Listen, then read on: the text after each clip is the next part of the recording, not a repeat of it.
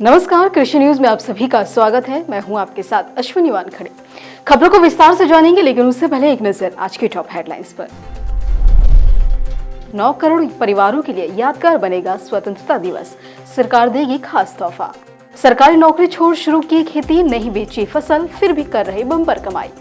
सरकार ने दी किसानों को बड़ी सौगात, शुरू हुआ मंच, किसानों को मिलेगा बम्पर फायदा। किसानों को आधी कीमत पर मिल रही खेती की मशीनें, जल्द करें आवेदन। अवैध तरीके से बेची जा रही खाद, बड़े पैमाने पर हुई जब्त, दुकानें भी हुई सील।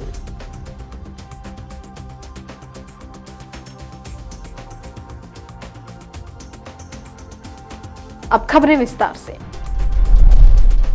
भारत इस साल अपना 77वां स्वतंत्रता दिवस मना रहा है। चारों तरफ स्वतंत्रता दिवस की धूम मची हुई है। ऐसे में राज्य सरकारें अपने अपने स्तर पर किसानों के साथ साथ आम नागरिकों की मदद के लिए योजनाओं पर काम कर रही है। और उत्तर प्रदेश सरकार ने 9 करोड़ ग्रामीण परिवारों के लिए ये स्वतंत्रता दिवस यादगार बना दिया है। आपको बता दें कि योगी सरकार ने राज्य के जल जीवन मिशन की हर घर जल योजना को पहुंचाने का काम किया है। 15 अगस्त के दिन उत्तर प्रदेश लगभग 9 करोड़ ग्रामीण परिवारों को नल से स्वच्छ जल का तोहफा देगा। बताया जा रहा है कि कल से राज्य की करीब 1.5 करोड़ से अधिक घरों को ये सुविधा मिलेगी। देखा जाए तो आजादी के दिन पर सरकार द्वारा किया गया ये पहला कार्य होगा। राजस्थान के झुंझुनू की कारी गांव में एक किसान बलबीर थादल विद्युत विभाग में नौकरी करते थे और नौकरी के साथ में ही उन्हें कृषि में भी लगाव था। खेती में विशेष लगाव होने की वजह से उन्होंने विद्युत विभाग की नौकरी छोड़ दी और पूरे समय खेती करने लग गए।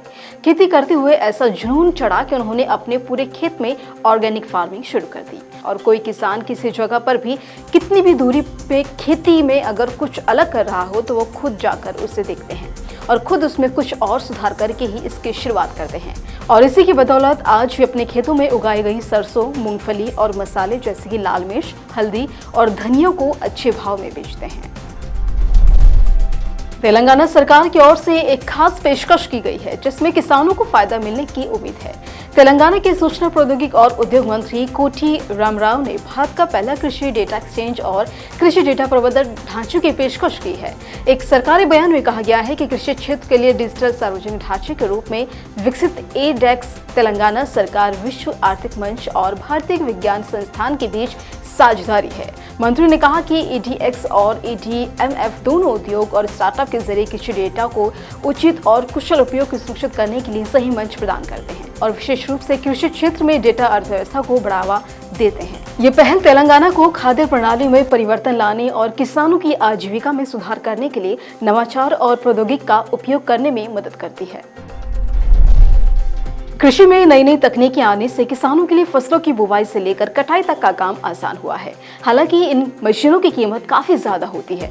किसानों के लिए इन्हें खरीदना आसान नहीं है। ऐसे में हरियाणा सरकार अपने यहाँ के किसानों की मदद के लिए सामने आई है। खट्टर सरकार ने किसानों को आधे से भी कम कीमत पर खेती की मशीनें देने का फैसला किया है। हरियाणा सरकार द्वारा किसानों को हरियाणा की कृषि अनुदान उप मशीन के तहत जिन मशीनों पर सब्सिडी दी जा रही है उनमें rice dryer, laser land leveller, straw baler, fertiliser, broadcaster, tractor driven sprayer, paddy transplanter, mobile shredder, tractor driving, powder weeder, reaper binder और रोटावेटर मशीनें शामिल हैं। इसमें 25 लाख रुपए तक की मशीनें हैं। इन मशीनों को अगर किसान खरीदता है तो उनको कीमत की 50% की सब्सिडी मिलेगी। वहीं सहकारी समिति, FPO और कस्टम हायरिंग सेंटर वालों को कीमत की 80% की सब्सिडी दी जाएगी। छत्तीसगढ़ में अच्छी बारिश होने के बाद समय पर किसानों को खाद और कीटनाशक उपलब्ध हो सके, इसके लिए तैयारियां शुरू कर दी गई हैं। और इस दौरान किसानों को गुणवत्ताविहीन खाद और कीटनाशक दवा बेचने वाले दुकानदारों पर भी एक के बाद एक कार्रवाई करके उन्हें सील किया जा रहा है। अकेले रायगढ़ जिले में अब तक 1 दर्जन से भी अधिक खाद विक्रेताओं पर प्रशासन की गाज गिरी है और 3 दुकानों को सील करके हजारों बोरे रासायनिक खाद जब्त कर लिया गया है।